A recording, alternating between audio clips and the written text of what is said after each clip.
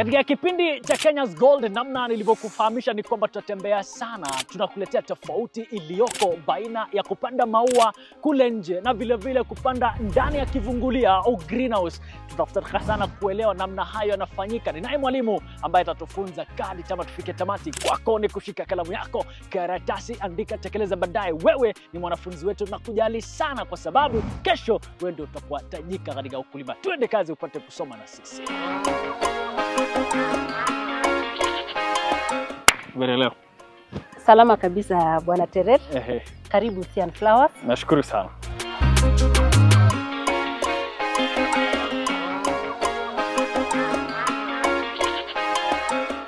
Naomba sana ujitambulishe kwa kuniambia jina lako kisha utuambie hapa mnafanya nini hasa. Thank you Mr. Terer for visiting us today. I'd like to say that my name is Nancy Kurgat. General Manager Agriflora Kenya Limited. Hapa tumesimama, naona maua yanapendeza kweli kweli. Nipatie kile ambacho nafaa kujua kuhusiana na hayo maua. Ni aina gani na je yanapandwaje?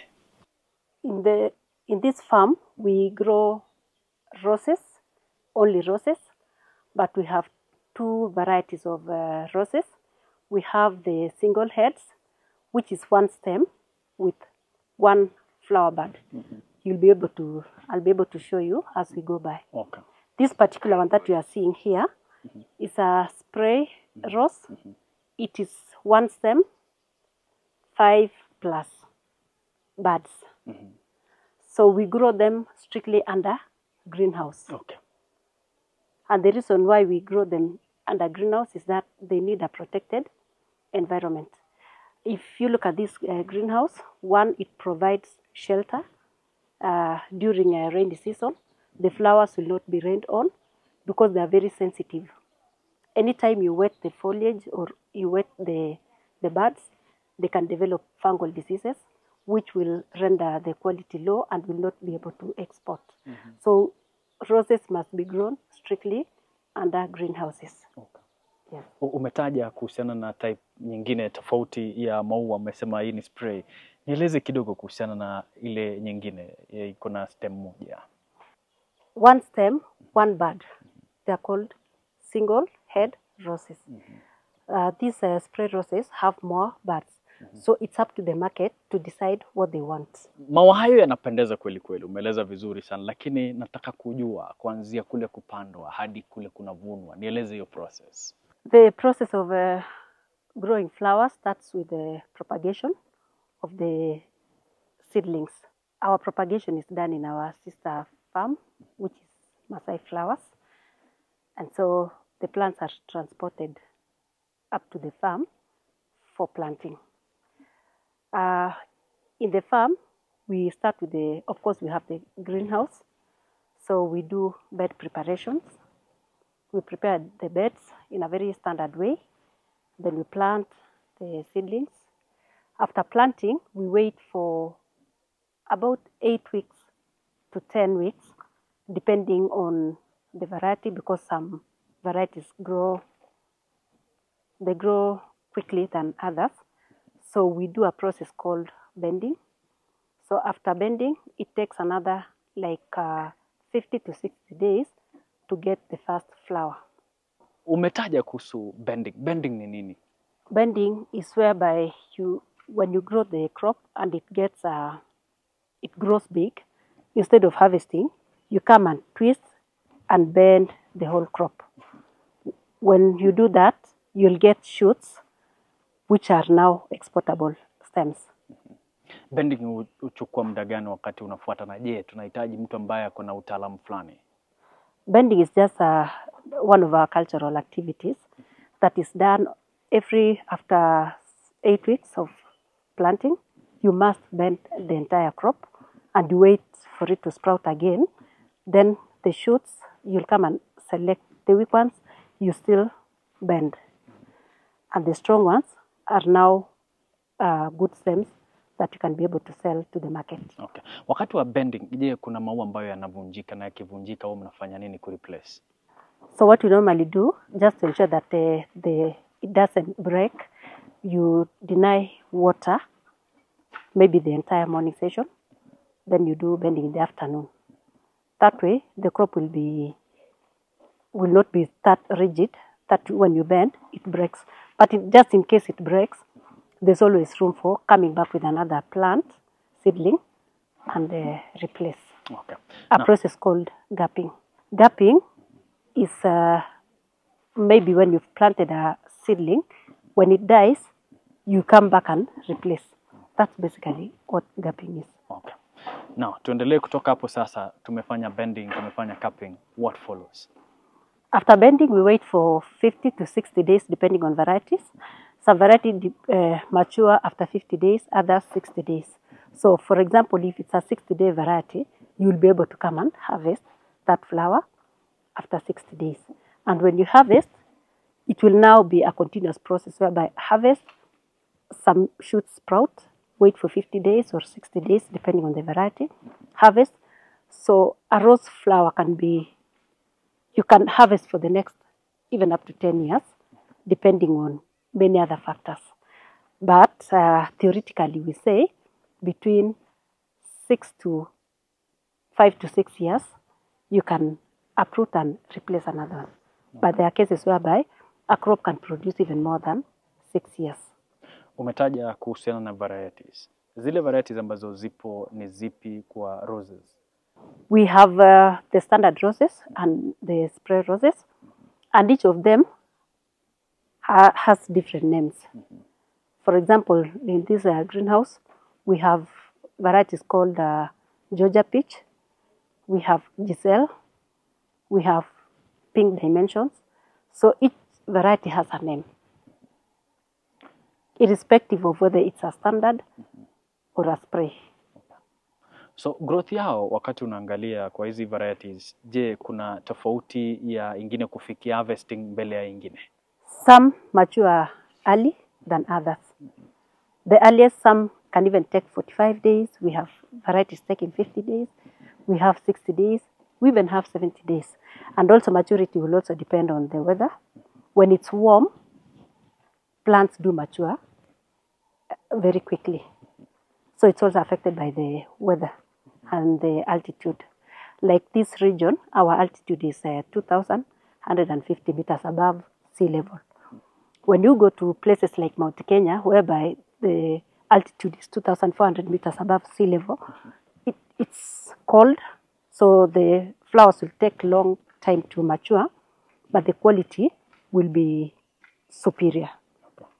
So in terms of the head size, Mount Kenya will get bigger head sizes as compared to a lower altitude area. Okay. Tuzungumzie sasa ile flower management wakati tumekuja tukafika harvesting, lakini kuna mtu anataka kuelewa tunasimamiaje maua yetu tuhakikishe kwamba tunapata maua mazuri kule juu. So we have different departments within our farm dealing with different responsibilities. We have, for example, a production team who are responsible for growing the flowers, doing the bending, harvesting, cleaning the crop, and many other activities that are done inside here. As they do that, we have just a department which deals with feeding the flowers. So we feed our flowers through drip line irrigation, a process called fertigation. So our irrigation is centralized such that mixing area is central, and we have communication lines communicating to each greenhouse so that all the flowers are fed. Okay. Yes. Metaja mambo mawili, kuna fertigation na vile mixing area. Nifafanulie kidogo kuhusiana na hiyo process, na pia mbona tuko na centralized place ya kufanya mixing, na ni feed gani unazungumzia? The flowers are just like human beings, they are living. So we feed them. You have to ensure that you give balanced diet so that you get that good quality flower. And so in terms of the fertilizers that we use, we have the macronutrients and the micronutrients. The macronutrients are NPK, and the micronutrients are the trace elements like boron, zinc, molybdenum, manganese. So we must ensure that it's balanced. And in case of any deficiency, we have ways of checking also to ensure that the crop is not deficient. We do that through leaf analysis and even soil analysis. When we find out that maybe the flower is lacking some nutrients, we can always correct using foliar nutrients. Okay. Kuna swala umetaja, unaangalia. Je, yule mtu ambaye anakuja kuangalia ata notice namna gani that maua hayo yana magonjwa? The department that deals with pest and disease, there are special people who've been trained. We have the scouting team. Those scouters have knowledge on the pests and diseases that affect the roses. So they know. For example, if it's a pest, we have the 2 spotted spider mites. It will be seen under the leaf. If there are caterpillars, you can either trace it by looking at the caterpillar damage, or sometimes you can even have the visible eggs on the larval stages. So in terms of fungal diseases, we have 3 major fungal diseases that affect the roses. These are downy mildew, botrytis, and powdery mildew. This is an example of petal botrytis. This flower started by a single small dot, Okay, kama hii. which shows this one like this, Okay. like this one. So if you sell or you send flowers with even very small, minute dots Like this. of botrytis, by the time it's in the customer's vase, the botrytis will advance and it continues rotting to this extent. Okay. You can see the way it's bad. It's bad quality flower. Okay.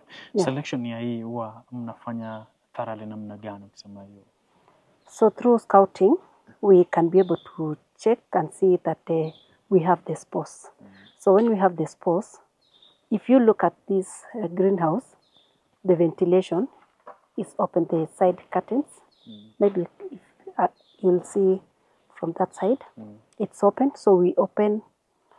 At this stage, we need to aerate the greenhouse. When you close, it's like you are cooking the disease. Okay. Yes. So one of the cultural management is to open the curtains, remove these open flowers, which are not for sale, but they've been infected with the disease, and discard them. Okay. And continue with the spray program. Okay. It will heal. Okay. So ndo tuondokee hayo magonjwa, hatua zipi tunachukua? Our pest and disease management plan is we do preventive. First of all, we start with the cultural ways of managing. That is managing the environmental conditions through curtain management or ventilation.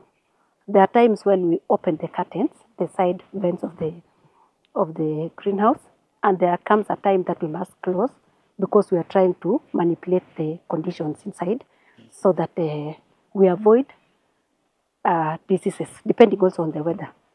When it is cold, we have to raise the curtains just to ensure that the crop dries up because there's a lot of condensation. And during dry weather conditions, we have to lower the curtains so that we avoid a disease called powdery mildew. So that, because of the training that we underwent, and even the team, they know when to open and when to close. That is one way. Secondly is through sanitation, hygiene. We must ensure that the crop is free from any dry leaves, any decaying matter, which can harbor some pathogens that can affect that can spread the spores and bring diseases. So after the cultural, we have also to prevent through preventive sprays. So there's a special team, the spray team, who normally spray against different pests and diseases depending on the outcome of the scouting report. If there is a particular disease which has been detected, so they have to plan for a chemical. But that always has to be the last resort.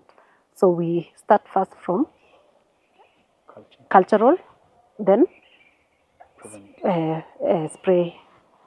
Yeah, so we do, it's called integrated pest management. Okay. You integrate all the systems that are in place, control systems that are in place, and ensure that chemical becomes the last.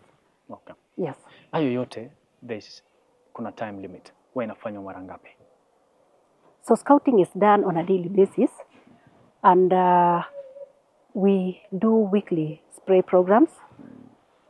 And on a daily basis, the program from the weekly is extracted, and the spray team leader will meet with the scouters and discuss on what is happening during that particular day to see if they can change the program depending on the situation at hand. Okay. Yes, so I can say that it's a daily thing, but we have plans for week, we have plans for the whole month, because we look at the weather, we look at the environment, and we know at this particular time we should be preventing this particular disease because of the weather. Okay. Yes. Ile success rate sasa baada ya kufanya hivyo vyote, success rate ya kuonekana maua mazuri iko percentage ngapi? It all depends again on the weather, but we strive to be 100%. Because you see, our prime objective is to sell everything. But once in a while, you can get some disease here and there, but you're able to manage.